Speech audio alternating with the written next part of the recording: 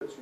On parle jouet, 2-3 mots pareil sur King Jouet, le magasin de jouets, enseigne qui porte déjà son nom, ça c'est déjà facile à comprendre, alors que l'entrepôt du bricolage appartient à un groupe qui ne porte pas ce nom-là. Ça c'est fait, donc 140 magasins en France, succursales, 80 affiliés. C'est une petite nuance par rapport à Philippe, c'est que nous on a un peu deux modèles, entre le modèle intégré et le modèle avec des affiliés. Que dire d'autre, bon, on est sur des surfaces d'environ 800 000 m², plutôt situées en périphérie. Quel chiffre d'affaires global pour l'enseigne? Pour l'enseigne, 300 millions. 300 millions. Quelle place, en quelle position sur le marché? Troisième spécialiste. Après, il y en a qu'un Toys et un autre français, la Grande Récré. Voilà, un marché. Devant Jouet Club. Alors, Jouet Club, c'est un réseau d'indépendants. Donc, oui, ça n'empêche que c'est quand même centralisé, une centrale d'achat. Plus ou moins, mais il y a des chiffres qui sont un peu différents selon qui on écoute. En tout cas, il y a un panéliste qui s'appelle NPD, il dit qu'on est troisième. Ouais. Donc, on va essayer de trouver un panéliste, voilà. au moins sur ce sujet-là. Voilà, bon, un marché très saisonnier, un marché sur lequel le poids de la grande distribution est encore important. Hein. Sur 100 jouets vendus en France, il y en a à peu près 40 qui sont vendus dans le réseau spécialiste, 40 chez les hypermarchés et aujourd'hui à peu près 20 au travers du web. Voilà pour l'essentiel. Le digital, ça a commencé quand chez vous? Et qu'est-ce qui a été le petit élément déclencheur s'il y en a eu un? Alors ça a démarré 99-2000, donc relativement tôt, sur un site marchand, mais plus encore une fois dans une approche de dire c'est un nouveau créneau de distribution. Je pense que l'erreur qui était un peu commise au démarrage, c'était de voir ça comme, comme il y a pu y avoir il y a quelques années en arrière dans le jouet des ventes par correspondance. Mais je pense que c'est la perception du fait que c'était plus un changement de mode de consommation et elle beaucoup plus récente. Donc ça s'est traduit par un premier site transactionnel avec combien de références? Un premier site qui pour le coup ne s'appelait pas King Jouet, parce qu'à l'époque on imaginait aussi un risque de concurrence et le fait qu'il fallait peut-être pratiquer. Voilà. Vous l'avez appelé comment? Jouet Online. Donc vous aviez peur de cette autoconcurrence? Exactement. C'était plus vis-à-vis de vous-même ou de vos franchisés? Parce que dans un réseau, même s'il est déséquilibré, parce qu'il y a quand même plus intégré, c'est ça? Il y a à peu près deux tiers. Un risque. Voilà. C'est le fait aussi que je pense qu'il faut qu'on reconnaisse qu'on avance sur le sujet un peu à tâtons. C'est-à-dire qu'on voit la cible, maintenant qu'on va y arriver, on est à la fois vigilant à regarder ce que des sociétés plus importantes que nous font. On parlait d'Amazon, mais il y en a d'autres. Et voilà, on fait un peu un coup à droite, un peu à gauche. Alors on a changé le nom en, je ne dis pas de bêtises, 2007-2008. D'accord. Qu'est-ce qui vous a fait changer le nom? On s'aperçoit qu'à un moment, avec nos moyens, d'arriver... d'abord, si on voulait faire du cross-canal, il était compliqué de faire du cross-canal avec deux noms. C'est à peu près à cette époque qu'on a commencé à y réfléchir. Et puis d'arriver à faire vivre deux marques à l'échelle du secteur, de l'entreprise, c'était aussi quelque chose de compliqué. Aujourd'hui, ça représente quoi le digital? Est-ce que c'est une BU particulière déjà? Distincte des magasins? Est-ce que c'est le premier magasin? C'est une BU particulière, c'est plus que le plus gros magasin. Et si on regarde tout ce qui est cross-canal, c'est-à-dire ce qui passe, puisque nous on a 3 services principaux, le fait de vendre sur le site et de pouvoir livrer à domicile, ça c'est un peu banal. Le fait de pouvoir réserver, donc on n'achète pas, on réserve son jouet, il est disponible, la réservation, voilà. Sachant que dans le jouet, une des grosses problématiques, notamment sur Noël, là où je fais 50% des ventes, c'est d'être sûr que lorsqu'on va en magasin, il y aura bien le produit. Et puis le troisième levier, c'est ce qui se passe en magasin avec des bornes, où on enrichit l'offre. Aujourd'hui, on a déjà pris le parti d'avoir sur le site une offre beaucoup plus large qu'un magasin. Donc le total fait à peu près 7-8% du chiffre d'affaires du groupe, ce qui est encore très faible. Mais sur ces 3 scénarios possibles, le client préfère lequel aujourd'hui? Parce qu'ils sont quand même très distincts, les 3 scénarios que vous évoquez. Là. Alors, il y a ce que préfère le client et ce qu'on encourage. Oui, mais ça c'est la question d'après.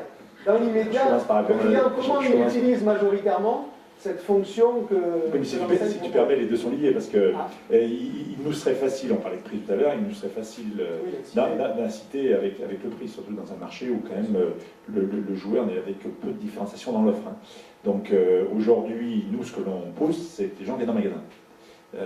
Et donc aujourd'hui, la partie vente à domicile, ça pèse 40% à peu près du chiffre total. Mais il me semble que notre avenir se situe plus dans tous les leviers qui peuvent être actionnés pour amener du client en magasin que de chercher... Alors plutôt avec du retrait magasin ou de la e-réservation? Parce que pour le coup, ça n'a pas la même vision client.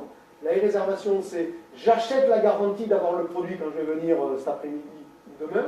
Et le retrait magasin, c'est j'achète le produit tout court. Exactement. C'est pas pareil. Oui, il y a une démarche qui est un peu différente. Donc, qu'est-ce qu'ils préfèrent là-dessus entre ces deux options de clients? Alors aujourd'hui, plutôt la IRESA, parce qu'elle laisse la souplesse sur place de pouvoir ne pas conclure. Par contre, nous, ce que l'on pousse aussi, c'est la partie des bornes, puisqu'aujourd'hui, on considère quand même que notre richesse, c'est notre réseau, et c'est de pouvoir offrir au niveau des magasins aux clients quelque chose de plus large que ce qui se pratique dans d'autres points de vente. Dans ces cas-là, les bornes jouent le rôle d'extenseur d'offres. Exactement. Aujourd'hui, on cherche à avoir grosso modo le double. On est à peu près à 4-6 000 références actives en magasin, d'avoir à peu près le double sur le site, donc qui est accessible en magasin par la borne. Il n'y a pas un magasin qui a la totalité de l'offre, physiquement? Alors, pas un magasin à l'équivalent de ce qu'il y a sur le site aujourd'hui. D'accord. Même niveau. D'accord. Et donc, en tout, il y a 15 000 rêves sur le site. L'ordre de grandeur, c'est ça. D'accord. Ok. Et c'est beaucoup, pas beaucoup sur le marché du jouet, 15 000? Amazon en a 100 000.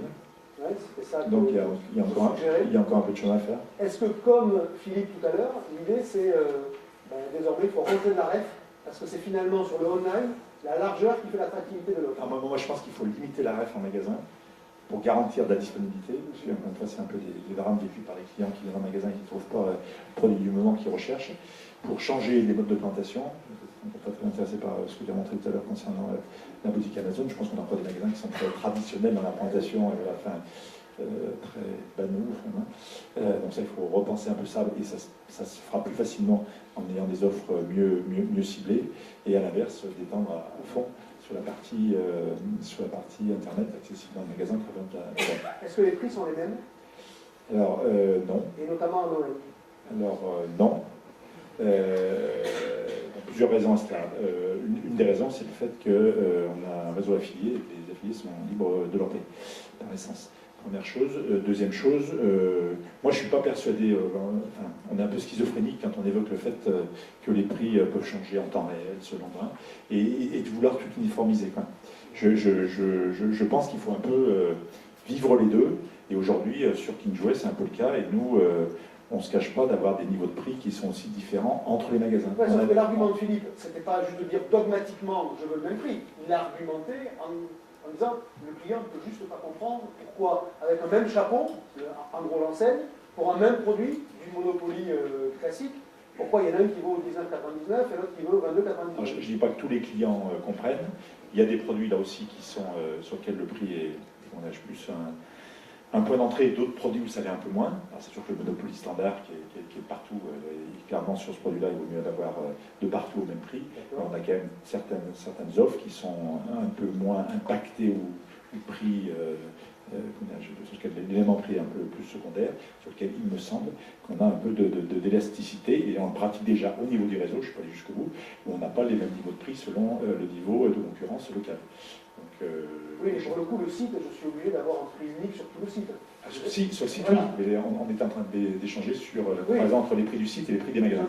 Mais on peut aussi imaginer, c'est ce qui se passe dans les barèmes alimentaires, que par principe, je dois rentrer par une localisation, et que du coup, j'ai le prix du magasin de rattachement. Le Leclerc Drive de la Socara, qui est la centrale d'ici, et le Leclerc Drive de la Socamen, qui est à Angers, ne va pas avoir le même prix, et le client ne s'en rendra pas compte. C'est le cas quand tu es sur la borne. Si tu es sur la borne et tu demandes un produit qui est en magasin, tu as le prix du magasin.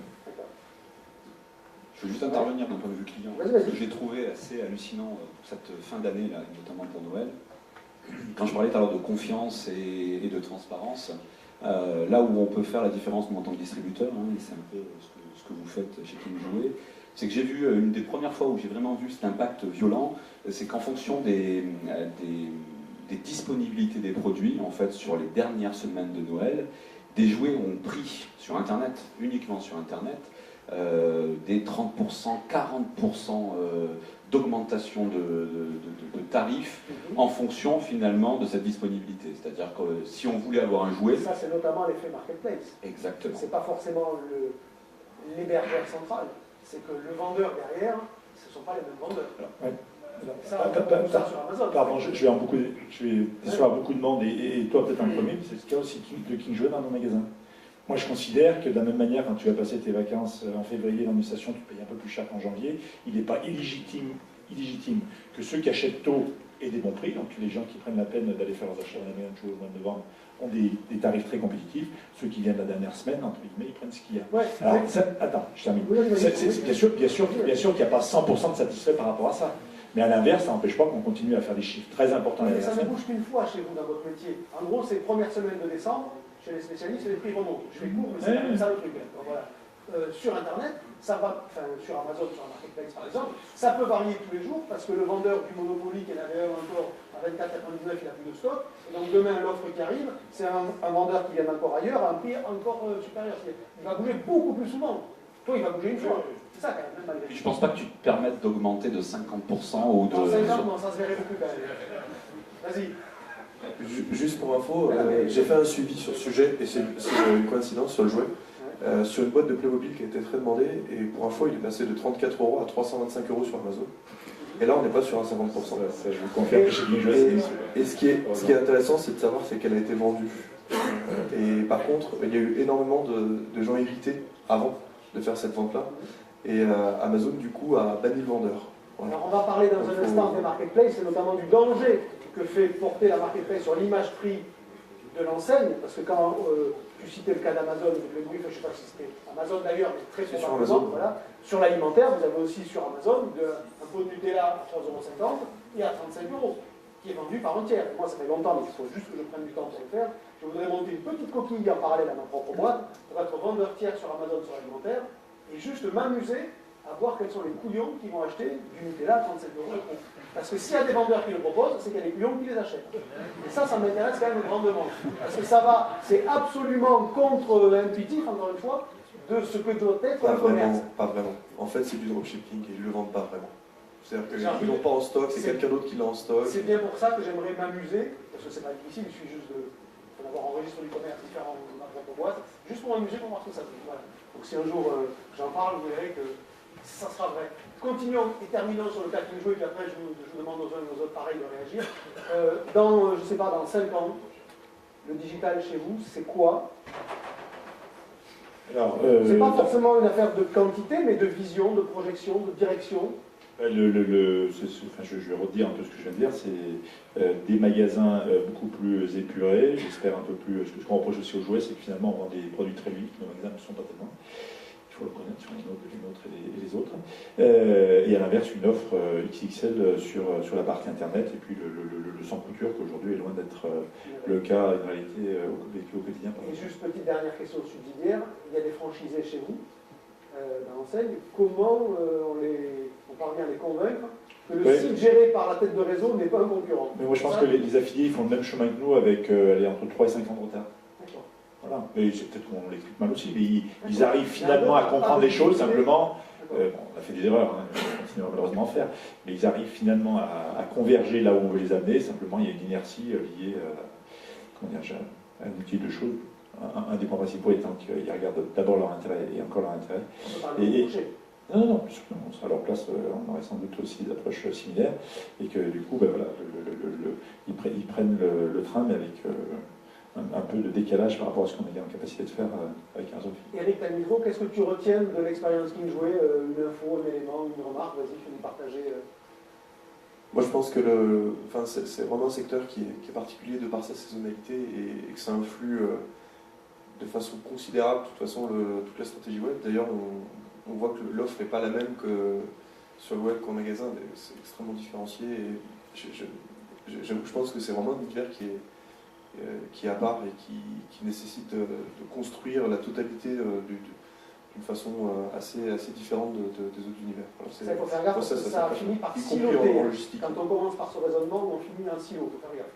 C'est vrai, ce qu'on voit en termes d'offres, c'est qu'on vend beaucoup les top ventes, et puis ce qui n'est pas présent sur le magasin, et ce qui est au milieu, par contre, est relativement faible en termes de sortie sur l'autre. Philippe, qu'est-ce que tu retiens de... Déjà, ta question est compliquée, surtout ta dernière. Dire qu'est-ce qu'on va faire d'un point de vue digital dans 5 ans, avec un monde qui se transforme tous les 3 mois. Ouais, 5 ans, c'est bien. Je sais. Donc je trouve que voilà, on a un distributeur local pareil, national maintenant, avec les affiliés qui prend le taureau par les cornes. On a fait une présentation d'ailleurs chez lui où ils innovent. Je pense qu'il faut se dire également, j'avais cette analogie en disant, la distribution n'a pas de R&D. C'est-à-dire que par rapport à l'industrie a une R&D et doit développer cette R&D. Et on sait qu'aujourd'hui, dans l'industrie, s'il n'y a pas de R&D, la boîte, elle crame, quoi. Donc, on a beau le faire. Et j'ai envie de dire que le digital pourrait être finalement la R&D des distributeurs. C'est-à-dire qu'est-ce qu'on investit pour assurer le client, qu'est-ce qu'on investit pour qu'il y ait une transparence, qu'est-ce qu'on investit dans les outils. Il y a quelque chose qui m'a super intéressé tout à l'heure quand tu parlais de New York, c'était l'aspérité. C'est-à-dire qu'on a tous envie dans nos têtes de dire il y a une seule voie, c'est un seul chemin. Et on se rend compte, alors je ne sais pas si c'est assez rigolo, parce que quand je suis rentré dans la boîte, on m'a dit, Philippe, le jardin et la cuisine, ce sont deux secteurs qu'on va tuer. Ok, t'as un choix. Aujourd'hui, il faut savoir que la cuisine est un des vecteurs de fréquentation de nos magasins, et aujourd'hui, on transforme énormément, et ça devient un de nos secteurs clés. Pourquoi ? Parce que c'est difficile de vendre la cuisine, beaucoup d'acteurs le font, et pourquoi nous, on le ferait aussi bien que les autres, et pourquoi on le ferait mieux. Donc on s'est dit, on va quand même tester les choses, on va mettre des moyens, et ces moyens vont nous permettre de voir si ça transforme ou ça ne transforme pas. L'avantage qu'on a sur des vendeurs de cuisine, c'est quand vous rentrez dans un magasin de cuisine, la plupart du temps, je vous conseille de laisser votre chéquier, votre carte bleue dans votre boîte à gants, parce que les mecs, quand ils vous ont chopé, c'est rare qu'ils vous lâchent. D'accord ? L'avantage que nous on a par rapport à ça, c'est qu'on est l'entrepôt du bricolage, donc vous venez bricoler chez nous, on a plutôt une image pas chère, de bons tarifs, et donc il y a un climat de confiance qui s'instaure. Et quand vous venez acheter une cuisine chez nous, vous faites l'exercice, vous faire un devis chez nous, et puis vous allez chez des concurrents, et vous verrez que vous avez pour le même produit vraiment pas le même prix, quoi. Donc c'est comment on fait pour faire notre business différent, comment on peut finalement trouver des secteurs d'activité. Donc je pensais, toi par exemple à Playmobil ou Lego, est-ce que tu as prévu demain de faire peut-être un magasin spécialisé Playmobil, demain un magasin spécialisé Lego dans lequel tu mettrais toute cette offre, et tes clients auront cette information en disant je vais dans ce magasin-là parce que je sais que vous êtes spécialiste de ce produit-là. Et là je suis en train de me dire on a beaucoup de concurrents, et c'est peut-être cette différenciation qui nous permettra